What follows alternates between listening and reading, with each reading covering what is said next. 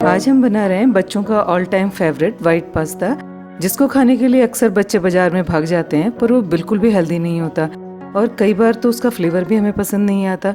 तो आज मैं आपके लिए लेके आई हूँ बिल्कुल ही क्रीमी चीज़ी वाइट पास्ता की रेसिपी, वो भी बिना चीज़ के। तो मेरे non cheese lovers, let's get started. अब वाइट पास्ता बनाने के लिए हम ले लेते हैं पानी। ये पानी हमने बॉईल कर फिर लिया है। आप पानी रख दें, उसे बॉईल आने दें। बॉईल आने के बाद फिर हम आगे का प्रोसेस करेंगे। मैंने यहाँ फॉसिली पास्ता लिया है, तकरीबन 3 कप मैंने यहाँ पास्ता लिया है। कई तरह के पास्ता मार्केट में अवेलेबल हैं। आप चाहें पैने पास्ता ले लें, मैक्रोनी ले लें या स्पैगेटी पास्ता ले लें और फिर आप उसे प्रिपेयर कर लें। एक बात मैं और बताना चाहती हूँ मेरे ऑयल फ्री मित्रों को कि आज हम बहुत ही कम ऑयल में इसे बनाकर तैयार कर रहे हैं। अब हमने जो पास्ता लिए थे उसे हमने बॉईल होने के लिए रख दिया एक साइड में, और आगे का प्रोसेस हम यहाँ कर लेते हैं। उसके लिए यहाँ मैंने लिया है ऑयल।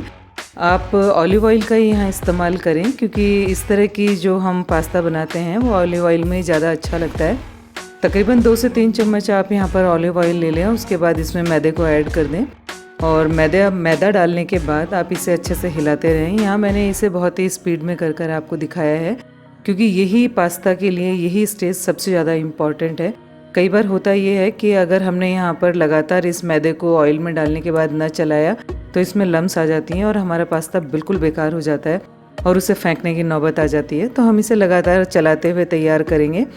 अब ये थोड़ा सा अपना जो मैदा था वो पक चुका है। उस स्टेज पर यहाँ पर हम ऐड कर लेते हैं लहसुन की कुछ कलियाँ। लहसुन की कलियाँ आप अपने पसंद के अनुसार कम ज़्यादा ले सकते हैं। लहसुन की कलियों को डालने के बाद फिर इसे थोड़ी देर के लिए हम चलाकर तैयार करेंगे। आज जो हम यहाँ पास्ता बना रहे हैं उसमें बहुत ही कम तेल का हमने इस्तेमाल किया है।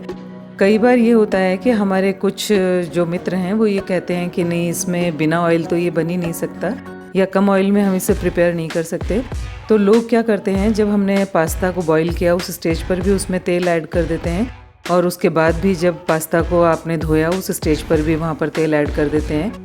अब ये अपना जो मैदा था ये पूरी तरह से पककर तैयार हो चुका है। उस स्टेज पर हम यहाँ ऐड कर लेते हैं दूध। इस दूध को ऐड करने के बाद हम इसे लगातार चलाते रहेंगे ताकि इसमें लम्स ना आए। जो पहली बार पास्ता बनाकर तैयार कर रहे हैं उनके लिए मैं ये कहना चाहूँगी, जो आपने यहाँ दूध ऐड किया है वो नॉर्मल दूध का इस्तेमाल करें। यानी नॉर्मल से मतलब मेरा ये है कि न तो आप फ्रीज में रखा हुआ दूध इस्तेमाल करें और न ही आप इसमें बॉयल दूध का इस्तेमाल करें। उससे भी कई बार लम्स की प्रॉब्लम आ जाती है और आप बहुत ज़्यादा परेशान हो जाते हैं पास्ता बनाते वक्त। तो आप नॉर्मल टेम्परेचर पर ही इस दूध को ले लें और इसे बिल्कुल ऐड कर दें एक बार में, जैसे मैंने ऐड किया है थोड़ा थोड़ा करके। ये तो क्योंकि मैं इसे यूजुअली बनाती रहती हूँ इसलिए मुझे थोड़ा आइडिया है, पर जो लोग इसे पहली बार प्रिपेयर करते हैं उनको थोड़ी प्रॉब्लम आ जाती है। इसके लिए जिस स्टेज पर मैंने मैदे को पूरी तरह सेक कर और उसमें लहसुन की कुछ कलियों को ऐड कर लिया था, उसके बाद जब ये पक जाए तो आप इसमें पूरा दूध ऐड कर दें और इसे लगातार आप चलाते रहें। होगा ये कि अगर आपने इसे बीच में छोड़ना चाहा तो ये अपनी जो जिस भी पैन में आप इसे तैयार कर रहे हैं उसके तले में ये चिपक जाता है मैदा। तो हमें मैदे को छोड़ना नहीं है, लगातार से इसको चलाते रहना है। मैंने बस थोड़ा सा इसे तेज करके आपको समझाया है। अब यहाँ जो हमने दूध डाला था और जो कंसिस्टेंसी हमें चाहिए थी वो आ चुकी है। अब इसमें थोड़े से मसाले मैंने ऐड कर लिए हैं, थोड़ी इटालियन सीजनिंग, थोड़ी सी कुटी हुई लाल मिर्च और थोड़ा सा हम डालते हैं इसमें नमक और काली मिर्च। काली मिर्च पीस कर आप यहाँ ऐड करें। इसे बिल्कुल भी स्किप नहीं करना है, क्योंकि जो भी इटालियन हम बनाते हैं उसमें काली मिर्च का इस्तेमाल होता है और उसी से उसका फ्लेवर बहुत ज़्यादा अच्छा आता है। तो यहाँ मैंने अभी जो मसाले ऐड किए हैं इतने ही मसाले एक बार ऐड करते हैं और उसके बाद हम देखते हैं कि इसका फ्लेवर जो हम चाह रहे हैं वो हमें मिल रहा है या नहीं। मसालों को आप अपने अकॉर्डिंग एडजस्ट कर सकते हैं। आप बहुत कम मसालों में इसे बनाकर तैयार करना चाहते हैं या बहुत तेज़ मसाले रखना चाहते हैं, यह आपकी अपनी पसंद पर निर्भर करता है। अब यहाँ देखिए, जो हमने इटालियन सीजनिंग और कुटी हुई लाल मिर्च और काली मिर्च और नमक ऐड किया था, आप बस ध्यान ये रखें कि जब हमने पास्ता अपने बॉईल करने के लिए रखे थे उस स्टेज पर भी हमने नमक डाला था। नमक डालना आप बिल्कुल भी ना भूलें, क्योंकि अगर आपने पास्ता में नमक ऐड नहीं किया तो बिल्कुल फीके बनेंगे। ये देखिए, अपने पास्ता पूरी तरह से बॉईल होकर तैयार हो चुके हैं। अब यहाँ मैंने इसे धोया भी नहीं है, क्योंकि धोने के बाद पास्ता का एक फ्लेवर अलग हो जाता है। तो आप उसी पानी में इसे बॉईल करें, जिस पानी को आप पीने में यूज़ ले रहे हैं उसी पानी में इसे अच्छे से धोकर और इसे बॉईल करने के लिए रखे हैं। और बॉईल होने के बाद मैंने इस तरीके से एक कंटेनर लेकर छलनी के ऊपर इसका पानी निकाल दिया है और उसी छलनी पर उन पास्ता को छोड़ दिया था मैंने। अब यहाँ चूँकि हमारी ये ग्रेवी पूरी तरीके से वाइट सॉस पास्ता हम कह सकते हैं इसे, तो वो जो सॉस बनकर पूरी तरह से तैयार हो चुका है उसमें अब मैंने पास्ता ऐड कर दिए हैं। पर यहाँ मुझे ऐसा लग रहा है कि मुझे 5 से 7 मिनट के बाद इसे सर्व करना है, तो ये थोड़ा टाइट हो जाएगा। जब भी हम कोई फूड प्रिपेयर करते हैं और उसे कुछ देर के लिए छोड़ते हैं तो थोड़ा सा गाढ़ा हो जाता है।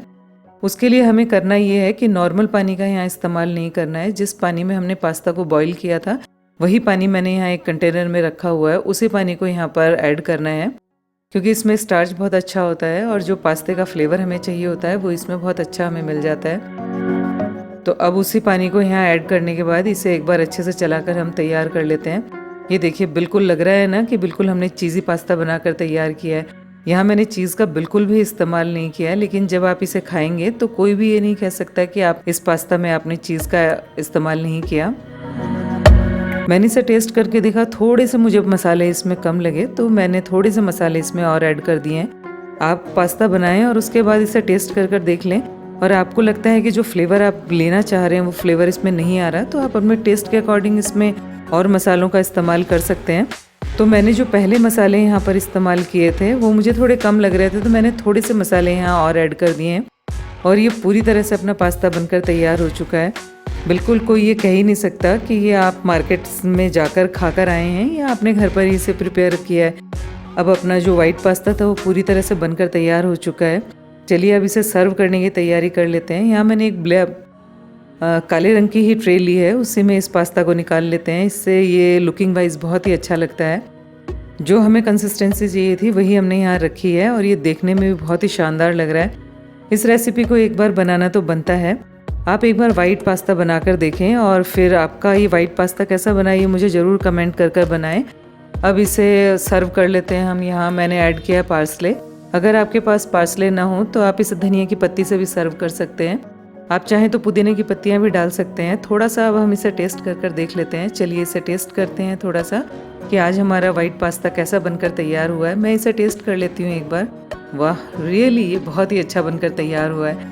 आप इस वाइट पास्ता को बनाएं और आपका ये आज वाइट पास्ता जो मैंने बताया है वो कैसा बनकर तैयार हुआ है ये आप मुझे कमेंट कर ज़रूर बताएं। यहाँ फटाफट से आप इस रेसिपी को देखें, सारे इंग्रेडिएंट्स देखें और फटाफट से इसे प्रिपेयर कर लें। अगर आप मेरे चैनल पर नए हैं तो इसे सब्सक्राइब करना ना भूलें और भी नई रेसिपीज़ के लिए आप यहाँ क्लिक कर नई रेसिपीज़ देख सकते हैं।